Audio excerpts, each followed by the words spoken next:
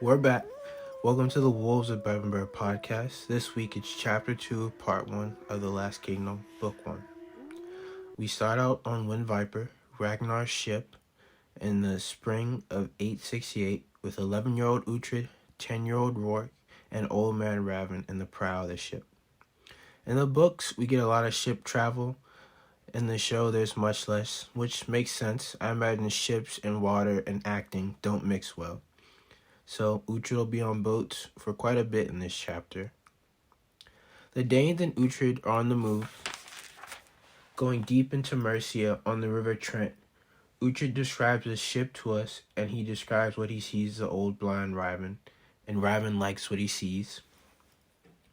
The old man says, Mercia is frightened of us, and they are right to be frightened. We are warriors. Uhtred responds with, they have warriors too. And then Raven says, I think only 1 man in 3 is a warrior. But in our army, Uhtred, every man is a fighter, which is a constant issue for the Saxons in the book. Maybe it's a bit overblown from the Danes, but it's something to keep an eye on for this book and for the rest of the series. We learn the king of Mercia, named Burgred, is looking for help from his Saxon neighbors to the south, the West Saxons, in order to defend Mercia from the oncoming Danish army. The next day, the Danes meet the first Mercian fighters, and they don't stay long. They see the Danes de-shipping and dismounting, and then the Mercians run away. And to be fair to the Mercians, if I saw a bunch of Danish warriors getting ready for battle, I'd get out of there too. The Danes clear the blockage that the Mercians left in the river Trent, and they were on their way back down the river, back to raiding. Ragnar, Uhtred, and the Danes arrive at a town with timber walls. It's called Gegnesburg to Uhtred, or for our time, Gainsborough. Ragnar kills a couple monks there for lying to him about food and silver in the town, and Uhtred asks, how do you know that they were lying? And Ragnar says, it didn't matter really anyway. He learns, Uhtred does, that Ragnar has no contempt for people who grovel and show no spirit. So to them, being killed was nothing to Ragnar. And we learn when Ragnar's in a killing mood, he lets his hair down, something we'll keep an eye on in the books. It's a scary sight for the Saxons, and they have no idea what's coming. The Danes take everything useful in town. They divide the silver between themselves. They take the food and every other stocks to the ship, and they continue. And on the ship, Ragnar and Uhtred have a discussion about the gods and how they fight. Ragnar says, gods fight, and some win, some lose. The Christian God is losing. Otherwise, why would we be here? Why would we be winning? The gods reward us if we give them respect, but the Christian God doesn't help his people, does he? They weep rivers of tears for him. They pray for him. They give him the silver, and we come along and slaughter them. Their God is pathetic. If he had any real power, then we wouldn't be here, would we? Well, strong words from Earl Ragnar. And according to 11-year-old Uhtred, he thinks it's pretty solid logic. We learn as they're going down the river, they come to another fortified town. This one is called Gainsborough, and it's the home of Aelswith, who is Alfred's wife, soon to be king of the West Saxons, but for right now, he's just brother to the king. Aelswith, who is not a queen, she never is. The Saxons don't have queens. The king's wife is just called a lady, which is something that irks Aelswith in the books. But she says she hated the Danes from that day forward. And to be fair to her, if the Danes took my town and sacked it, I would be pretty upset too. So I can't blame her. The voyage ends in Snottingham, which Uhtred tells us is named home of Snot's people. Today we know it as Nottingham, for all you UK folks out there. No one there fought the Danes when they arrived, and just then they gave them food and silver. News from what happened travels to Gainsborough fast, which helps the Danes spread fear. It's something they like, and it makes conquest easier. The distance, I did a quick Google map search. The distance from Gainsborough to Nottingham is about 51 miles, or for the rest of the world, 82 kilometers. It's roughly a 15-hour walk, which means it probably took about 4 to 5 hours on horseback. So while the Danes were on their boats and walking behind the rest of the army on horseback, somebody sent a message ahead to Nottingham to let them know what had happened.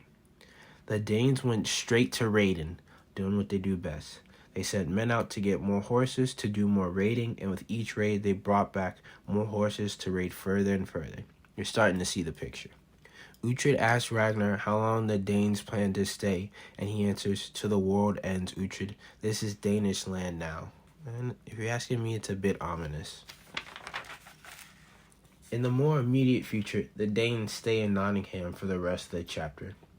Ragnar and Uhtred go on some raids, but unfortunately Rourke has to stay in town because he's sick again. The Danes also, to ensure that the Bishop of Nottingham doesn't preach any foul messages about them and conspire against them, take his twin sons hostage. Those twins will reappear later in this chapter and later on in the story, and trust me, it's worth the wait. Uhtred has a quick thought about the future where he, Rourke, Ragnar the Younger, would hold great forts and support Ragnar the Fearless, and they would all be Danes, and Odin would smile on them. A happy thought. And we'll see if that comes true. Then we get a modified version of the series tagline. If you watch the show, read the books, you know, in Old English, it's Wherebid Fool are Red, which means destiny is all, or fate is inexorable. And Raven says destiny is everything. So it's not quite the tagline, but it's pretty close. Uhtred starts out the next break, and he says, "In the high summer," which I'm assuming means early summer, "news comes that King Burford of Mercia and King Ethelred of Wessex were bringing their combined armies to face the Danes in Nottingham." So, do we get a battle soon? Hopefully we do. I'm looking forward to it. The Danes prepare the town to endure a siege because they have a smaller army and don't want to be stretched too thin by taking over more Saxon settlements. And they don't want to get defeated piece by piece. I'm pretty sure that somewhere in Sun Tzu's Art of War, he says, never divide your army. So keep that in mind. First, the horsemen arrive to the town, and they're looking at the Danes in the town of Nottingham. Then, large bodies of men on foot arrive, and they create a camp to protect themselves, to stop the Danes from sallying out of the fort and attacking them. And it's a smart move. You wouldn't want to be unprotected near a bunch of marauding, raiding Danes. So, this is a little bit of a geography. If you've never been to Nottingham, Uhtred says the Danes are on the north end of the Trent, or the north bank of the Trent.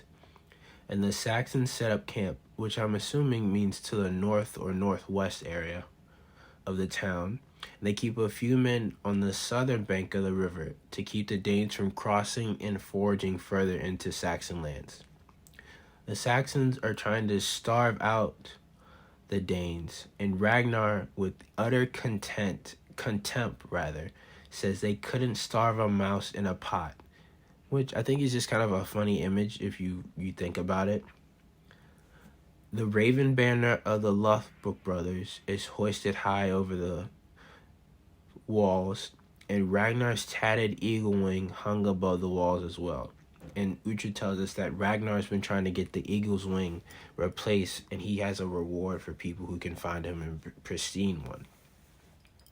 On the top of the palisade walls, the Danes hang their shields, and Uhtred tells us they have multiple shields, so there's extra shields along the wall to make their army appear bigger to the watching Saxons. The Mercians tried to pray the Danes away with their priests, and it didn't work. The Saxons showed their banners with saints and crosses, and then the dragon banner of Wessex appears. A heavy green cloth with a white dragon breathing fire. Cool banner, I think. Ragnar says, almost as a silent promise to himself, "Your turn will come." Uhtred asks, why not go north instead of continuing south and attacking the Saxons? and Ragnar laughs and responds with this. He says to Dalriada and Pickland, which are western Scotland and eastern Scotland respectively. He laughed. There's nothing up there, Uhtred, except bare rocks, bare fields, and bare asses. The land is no better than at home. But this is good land, rich and deep. You can raise children here. You can grow strong here. So that's the Danish goal, to grow strong, to grow children. And I just think the bare rocks, bare fields, and bare asses is a hilarious line. Then, as they're standing out on the palisade looking over the Saxon camp, they see men with dark red cloaks appear, who Ragnar correctly guesses are the men of the king's party, the West Saxon king. So this is something I completely forgot. Later in the series, there's another king or alderman of Wessex who has his men wear dark red cloaks, and I had no recollection of King Ethelred early in the series having his men do the same. So this was a nice refresher for me, as I thought I knew just about everything about this series. Just goes to show you can always learn something new, or relearn it, I guess. Ragnar says the West Saxons should attack at dawn, put ladders up against the wall, and come in full force. Many of them will die, but the rest will sack the town and kill the Danes. Which is an easy thing to say, but there are no siege weapons at this time. It's just men with ladders fighting their way up a wooden wall. It's not the best place to be. But Ragnar thinks the Mercians and their allies will do no such thing. So in order to find out what their plan is, are they going to attack, or are they going to try to starve them into a siege? Ivar and Uhtred send 2 men out at night to try and spy on the Saxon camp to see if they can find any ladders for an escalade against the fort. Instead of finding ladders, they lose something, their heads. In the morning, the 2 men are brought to the front of the Danish town, made to kneel, and then they have their heads lopped off by a tall Saxon. They were left as food for the ravens. Ragnar says, bastards. Uhtred tells us that he rarely sees Ivar and Ubba. Ivar, always walking around with a grimace or a snarl on his face, walks the walls, while Ubba stayed in his house and was rarely seen. The Danes need to know about the ladders, if there are any, for an escalation to attack the town. Because if there are no ladders, the Danes can go south of the river and go raiding. But if there are ladders, they must stay and defend a full-scale assault. Ragnar has a silent thought, which I imagine he's probably a bit afraid of. He thinks he may have to go spy for himself, saying a leader leads, and you can't ask men to risk death if you're not willing to risk it yourself, he tells a young Uhtred, something I believe Uhtred takes to heart, and we see later on he does similar things as he grows older.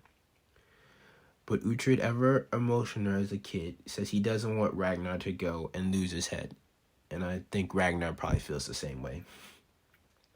Instead, Uhtred volunteers to go, and Ragnar laughs off the idea as if it's preposterous. Then, as Uhtred pleads and, I would say, convinces him, Ragnar warms to the idea, and so he takes it and proposes it to the brothers Ivar and Ubba, and they agree. He gets some pointers from Ragnar about what he should be looking for and how to get close to the camp, and that night he becomes a Skea Dugengan again, a Shadow Walker, one of those mythological shapeshifters from Norse mythology. On the trip to the camp, Uhtred, in the dark, hears something behind him. So he darts to one side quickly, stops, and listens to hear footfalls behind him. But he's not sure in the darkness. They play tricks on your mind and your senses. But he continues, and a little bit later he stops and does the same thing again, but he hears nothing.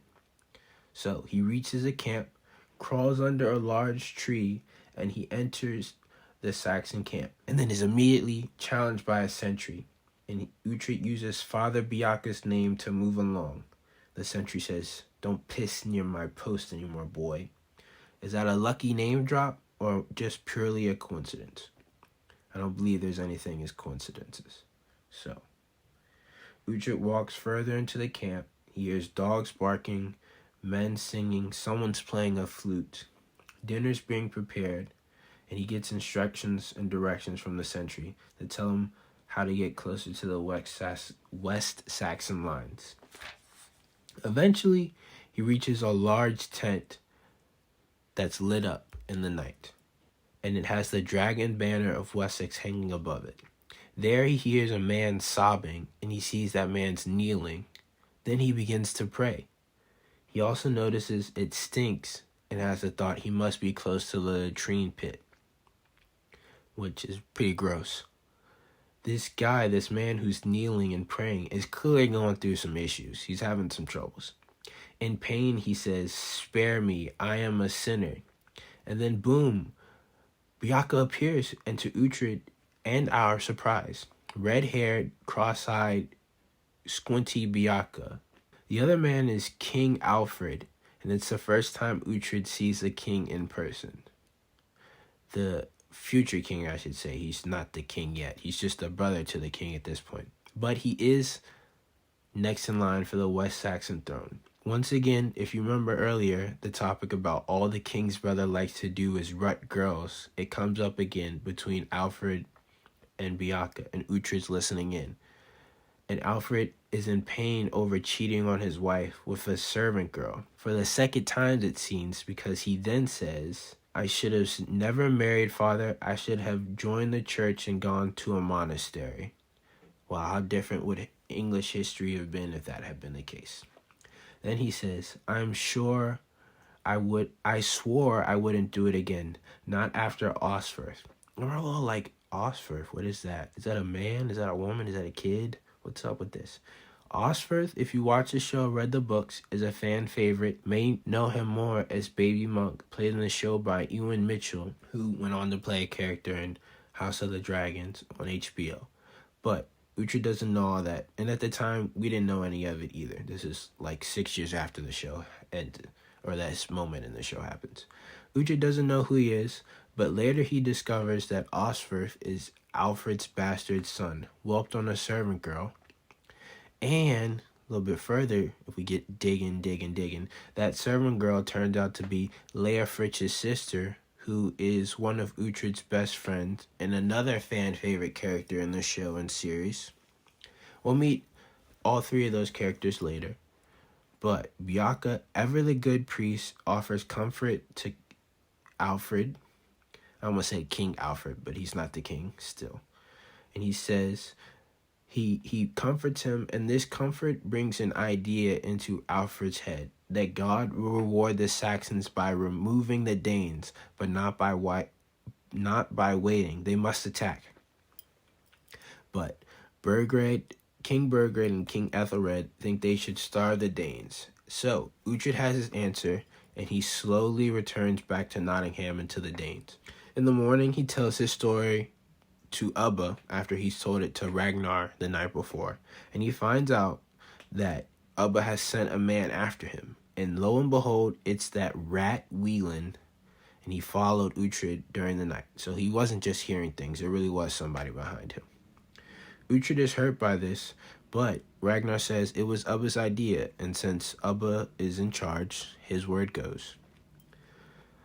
The Danes have a kick out of the sobbing Alfred story, as Ubba tells Uhtred to, detail by detail, go through his events. Uhtred wants to jump ahead, as most kids do, but Ubba stops him in his tracks and has him explain step by step what he did as opposed to what he heard.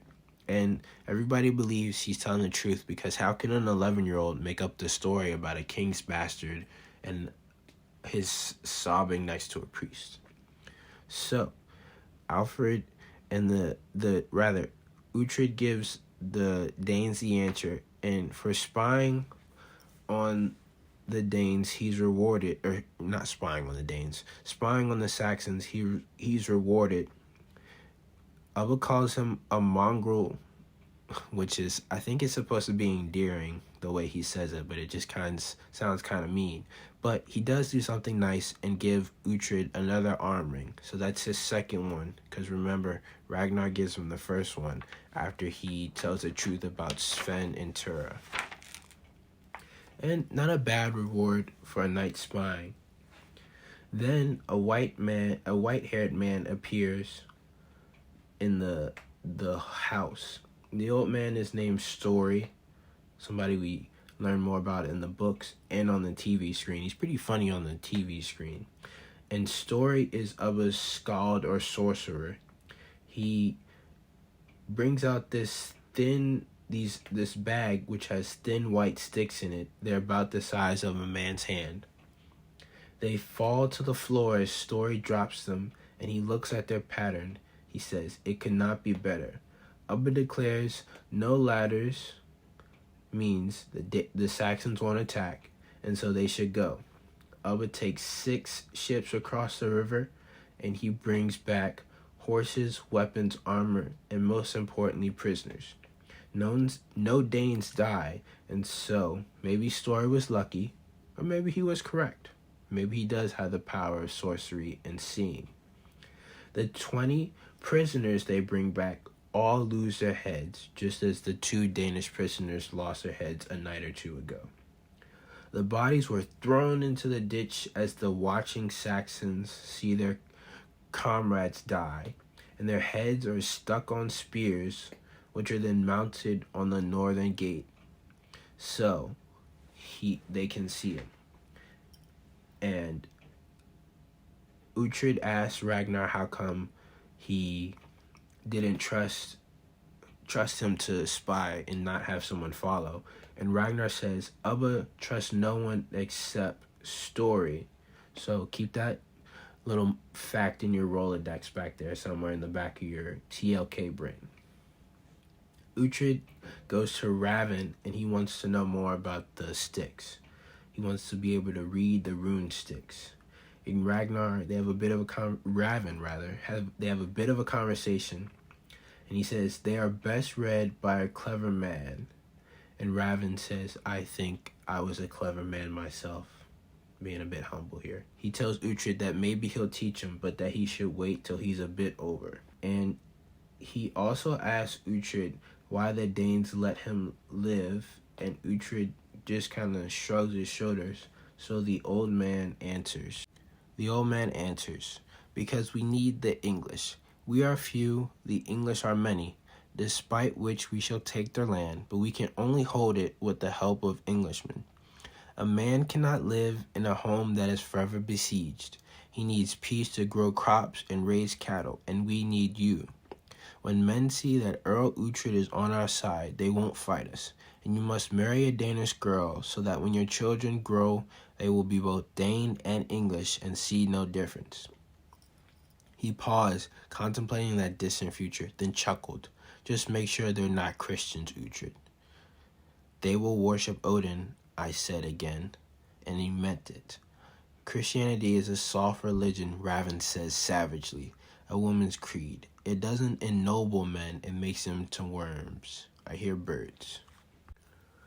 The Saxon army is shrinking. Less and less fires are being lit each night. The fjord is returning to the harvest.